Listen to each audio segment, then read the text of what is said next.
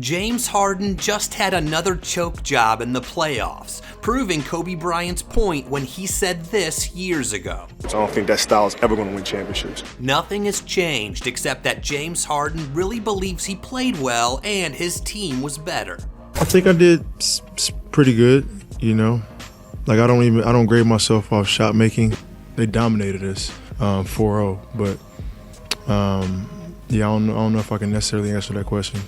Just because genuinely I do feel like we are the better team. The NBA world refused to listen to Kobe when he talked about James Harden's style and how it doesn't win championships. And now, a Cavs team that seemed destined for the conference finals just got swept by the New York Knicks. But why is Kobe's statement still relevant after all these years?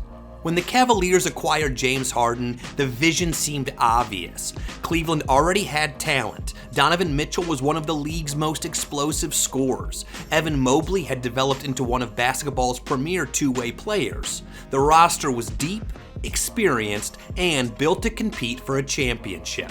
Harden wasn't supposed to be the savior. He was supposed to be the final piece, the veteran star who would provide playmaking, stability, and experience when the games mattered most. And for a while, that vision looked realistic. Cleveland reached the Eastern Conference Finals and found itself only 4 wins away from the NBA Finals.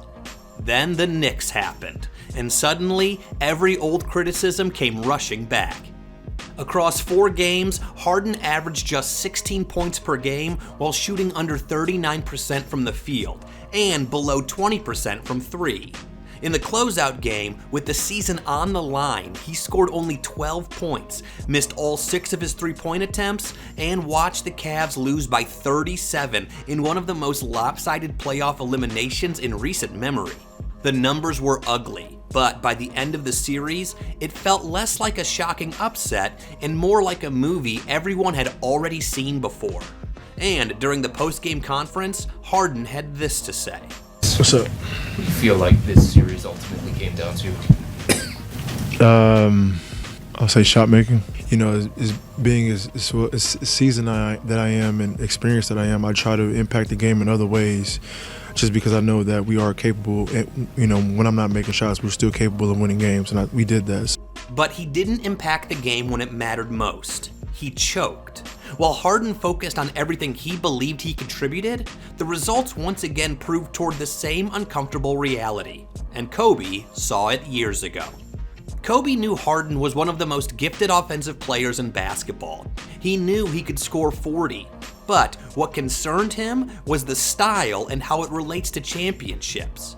And Kobe himself, being known for iso ball, knew a few secrets about it.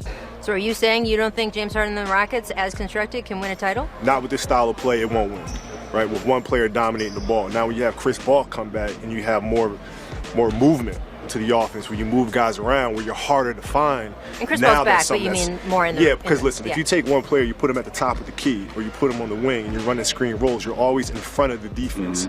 The defense can key on that, particularly in the playoffs. And that's easy to defend. At the time, many people thought Kobe was being stubborn. After all, Harden's Rockets were winning games and looking like a championship team. But Kobe wasn't talking about the regular season. He was talking about what happens when a playoff opponent gets 7 games to focus on one thing. He was asking, can your offense evolve when the defense knows exactly what's coming? That was always Kobe's concern, not whether Harden could dominate. Years later, after watching the Knicks completely dismantle Cleveland's offense over 4 straight games, that warning feels less like an opinion and more like a prophecy. Because the exact problem Kobe described is still showing up, and the deeper you look into Harden's career, the harder it becomes to ignore. You see, the strongest evidence that Kobe understood something everyone else missed isn't found in a single playoff game, or even a single playoff run. It's found in the history of basketball itself. For years, Harden built his game around an unprecedented level of offensive control. The ball was in his hands almost every possession. The offense revolved around his decisions. Every screen, every action, every read flowed through him. And statistically, nobody embraced that approach more than Harden. In 2018-2019, Harden posted a usage rate of 40.47%, one of the highest marks in NBA history. It was an offensive burden almost no player had ever carried before. But Kobe knew that history doesn't reward that style with rings unless you're, well, one particular guy. In fact, one of the most fascinating patterns in basketball is that players with historically massive usage rates almost never win championships. Year after year, the list is filled with incredible talents who produced incredible numbers but never finished the job. From Allen Iverson, Luka Doncic, Russell Westbrook, and James Harden. The names change, but the outcome stays remarkably similar. The only exception to this rule is Michael Jordan. If a stat says only Michael Jordan could do it and still win championships, maybe you shouldn't be trying to do it. Kobe Bryant modeled himself after Michael Jordan, and he still couldn't replicate this. So if he says it can't work, it's better to listen. When Harden heard what Kobe said, his excuse was that his team was suffering from injuries. But we all know that isn't true. Harden has always been ball dominant no matter who he's playing with, be it Paul George and Kawhi or Donovan Mitchell and Mobley. One other thing that Kobe's criticism of Harden's style has shown over the years is just how different playoff basketball is from regular season basketball. And, in a way, Harden is the poster child for that. During the post-game interview, Harden went on about the fact that the team had not had time to get to know each other's game. But, as usual, when he just joined the Cavs, he gave them the honeymoon experience. In just 26 games, he averaged 20 points, 5 rebounds, and 8 assists on better scoring efficiency than even his Clippers days. But what happened once it was playoff time? Against the Knicks, Harden repeatedly talked about getting teammates involved and impacting the game in other ways. Offensively, getting guys shots and fitting into a system that was already in place, so I think I did good. But when the numbers were added up, reality painted a different picture. Harden, in 4 conference finals games against the Knicks, 12 assists. Didn't he say he was passing the ball? Didn't he say passing the ball? Getting guys shot, ain't that what he said? Ain't that what he said? 12 assists in 4 games. How many? 17 turnovers. That statistic is brutal because it directly attacks the defense Harden offered after the series. The passing wasn't there and neither was the playmaking. And with the responses he gave during that press conference, it's almost as if Harden himself was no longer interested in winning a ring. But the media went after him hard for it.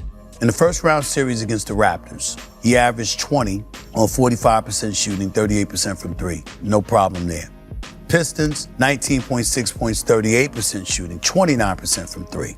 Conference Finals, 16 points, 39% from the field, 18% from 3-point range. 8 clutch time games, 3-5 record. 35% shooting from the field, 20% shooting from 3-point range, 50% shooting from the free throw line. This is James Harden in clutch time. Sometimes failure teaches people something. Other times, it forces adaptation or growth. But when the same criticism follows a player from Houston to Brooklyn to Philadelphia to Cleveland, and the same results keep appearing, eventually the criticism stops being a narrative and starts becoming reality. The Knicks didn't expose a new problem. They exposed an old one. The exact same problem Kobe Bryant described years ago. Kobe spent his entire career learning difficult lessons about sacrifice. Early in his career, he wanted to dominate every possession. He wanted to prove he was the best player on the floor every night. But eventually, he realized that winning required something different.